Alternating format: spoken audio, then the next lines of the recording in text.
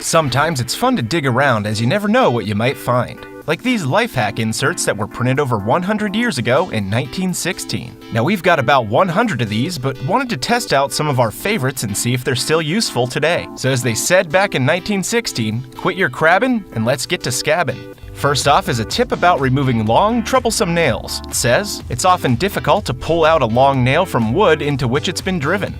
If, however, a small block of wood be placed under the pincers, the nail can be pulled out without difficulty. We took some scrap wood and pounded in a nail, making sure that it was in there really good. Attempting to remove it using just the hammer as its own point of leverage wasn't very effective. Even trying with a small wooden plank didn't produce much help. This one was going to need something serious to serve as a base, as it literally wouldn't budge. Using the basic premise of the card ended up working in the end, but a brick was required. It provided enough height and sturdiness to leverage the nail out of the block with some serious force. So if you're in a situation with a stuck-in nail, grab yourself a sturdy panel and use it to get more prying force. Works like a charm once you figure out the right height that's needed. Alright, let's check this one out. How to take ink stains out of a handkerchief. It reads, a fine linen handkerchief which has had the misfortune to become stained with ink can be restored to its original spotlessness. When the accident occurs, the handkerchief should at once be plunged into milk. Now, while handkerchiefs aren't necessarily a common accessory nowadays, the premise should still apply to other fabrics, such as a white t-shirt. I drew all over a small area with a pen to make sure the ink set in well. Simple lines were all that were needed to try this one out. Next up was to take a small bowl and add some milk to it to see if it can remove the stain. So after pouring that in, you have to get the fabric in there and give it some time to soak and saturate itself with the milk. So let's set this one aside and give it some time to chill in the milk while it works its mysterious powers of stain removal. In the meantime, let's check out this bread slicing tip. As this card reads, the difficulty of cutting new bread into thin slices can be readily overcome by the following expedient. Plunge the bread knife into hot water, the heated knife will cut soft, yielding new bread into the thinnest slices. So this seems simple enough, but cutting bread isn't really that difficult to begin with, which led us to wondering if they were using a serrated blade. The answer is most likely not, as the common serrated bread cutter we know today wasn't developed until 1919 by a man named Joseph Burns. It's still worth trying out though to see if it makes things even smoother for our glorious modern bread slicer. We got the water up to about 124 degrees Fahrenheit or 51 degrees Celsius and let the blade have a nice warm and relaxing soak. I hit all sides to make sure it heated over well and carefully wiped away the water with the blade pointing down before plunging it into the helpless loaf of bread. This actually made slicing much quicker, and the serrated edge was hardly needed to make a quick and easy slice or two, or 6. So if you need to slice some bread and don't have a serrated blade, just heat up a regular one under the faucet and go to town, keeping the bread cleanly cut and thinly sliced. Alright, back to the t-shirt that's soaking in the bowl of milk.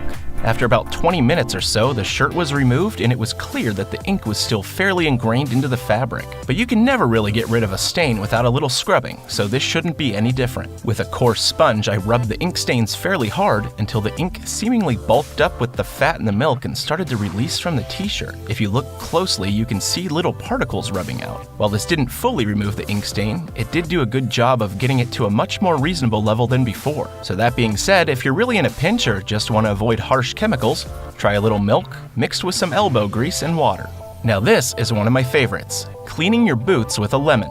The card says, new boots are sometimes very difficult to polish. A successful method is to rub the boots all over with a half lemon, after which they will easily polish. Seems simple enough to try, so I sliced up a lemon and got my grungy boots that were last worn in the Nevada desert a couple years ago. If the lemon could cut through this, then it's surely a great alternative method to cleaning up your old leather boots. By working the lemon slice all over the boot, making sure it hit all the nooks and crannies, it became pretty clear that it was doing a good job and really working out that caked on mud and dirt. I hit both sides pretty hard, trying not to leave too many pieces of lemon on the shoe. When you're done, you just wet a cloth with water and rub away all the little seeds or strings that lemon left behind, giving you a fantastically clean boot that is ready to go. If you wanted to take it a step further, you could also add polish at this point to rejuvenate even the worst old boots. Moving on, and here comes a tip about keeping your flowers fresh longer. When sending choice flowers a long journey by post or otherwise, an excellent way to keep them from fading is to insert ends of stalks into small holes or slits cut into a raw potato. This will keep the flowers fresh for a week or more. This is pretty interesting and makes sense. The potato will essentially serve as a protective barrier for the flowers while also providing water and nourishment. accomplishment. While I don't recommend going out and spending a lot of money on potatoes just for this, it's great if you have some that have been laying around a while and might be past their prime. I happen to have a sack of forgotten potatoes that gave the perfect opportunity to preserve some fresh flowers for Mother's Day. All you need to do is put a hole into the top of the potato and perhaps slice a bit off the bottom so they won't wobble around. Then just insert the stem directly into the spud. This will also serve as a makeshift flower stand of sorts. So if you had a way to cover them, it opens up many possibilities to keeping your flowers freshly on display for a much longer period of time. If you want to save space as well as taters, precious, just get a big one and punch as many holes in it as you need. This is going to serve as a home base for your potato-powered flower preserver. How lovely. Now you may find this one helpful if you ever need to weigh or measure an item and find yourself without a ruler or a scale. It says it's sometimes useful to know that half a crown equals half an ounce in weight, and 3 pennies, 1 ounce.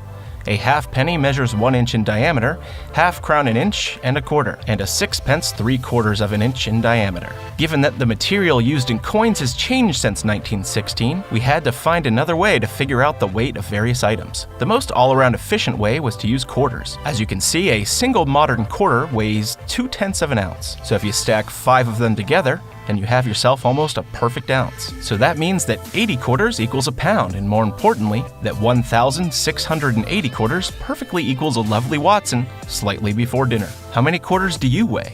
As the card also states, you can use these to measure distances. The best way to get a ballpark idea of something's length is to use pennies, since you probably have a lot of them laying around already. Each penny measures approximately 3/4 of an inch, as you can see here. That means if we take 4 pennies and line them all up together, then we have a solid 3 inches. If you're looking to measure out a foot or 12 inches, then simply line 16 pennies up in a row, and you'll have yourself a temporary ruler. If you often find yourself having trouble getting pictures or other items level, this card might help you. It says this useful instrument can be made by the exercise of a little care and accuracy in construction of a box and top of the level shown in the picture. Now, this seemed a bit overkill, so here's a similar method without all the assembly required. All you need is a mostly empty bottle that has a straight line somewhere on it.